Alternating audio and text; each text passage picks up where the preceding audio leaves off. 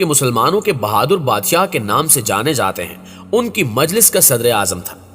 ٹیپو سلطان نہ ہی صرف بہادر عبادت گزار اور اعلیٰ درجے کا منتظم تھا، بلکہ ہندوستان میں مسلمانوں کے اقتدار کی آخری نشانی اور روشن چراغ سمجھا جاتا تھا، کیونکہ مغل حکمران جنگ بلکسر میں شکست کے بعد انگریزوں کے ہاتھوں محض کٹ پتلی بن چکے تھے۔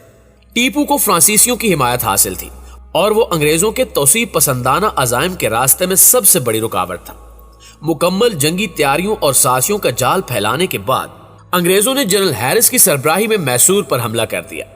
جنرل ہیرس نے مارچ 1799 میں میسور اور پھر بنگلور پر قبضہ کر لیا۔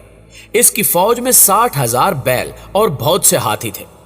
ٹیپو سلطان کو صلح کے لیے شرمناک شرائط پیش کی گئی جو اس نے مسترد کر دی۔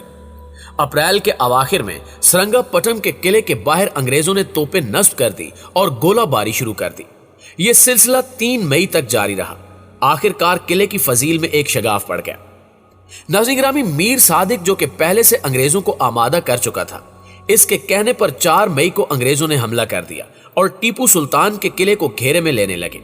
مگر جس جگہ گولہ باری سے شگاف ہوا تھا وہاں بڑی تعداد میں ٹیپو سلطان کی فوج موجود تھی، مگر میر صادق نے ان کو لالچ دی اور تنخواہیں دینے کے بہانے ان سپاہیوں کو بلا لیا۔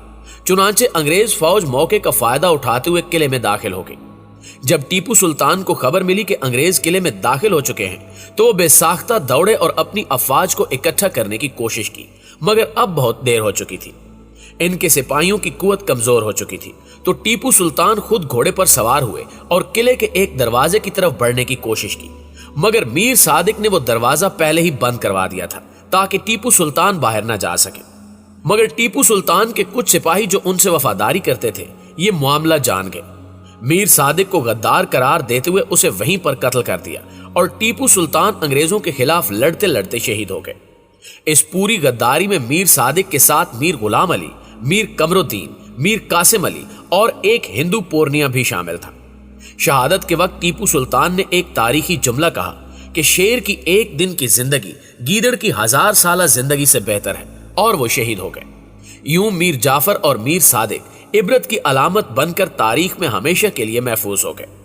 یاد رہے کہ وہ شخص جو قومی مفاد کو رون ڈالتا ہے، قومی اداروں کو ساکن کرتا ہے، قومی اداروں کو مجبور کرتا ہے، قومی خزانے کو نقصان پہنچاتا ہے اور ملک و قوم سے بے وفائی کرتا ہے، وہ میر جعفر اور میر صادق کی طرح نشان عبرت بن جاتا ہے۔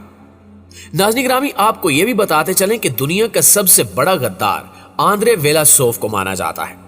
آندرے ویلاسوف نے اپنی تمام زندگی سرخ فوج میں گزاری اور وہ کئی یونٹوں کا سربراہ بھی بنا،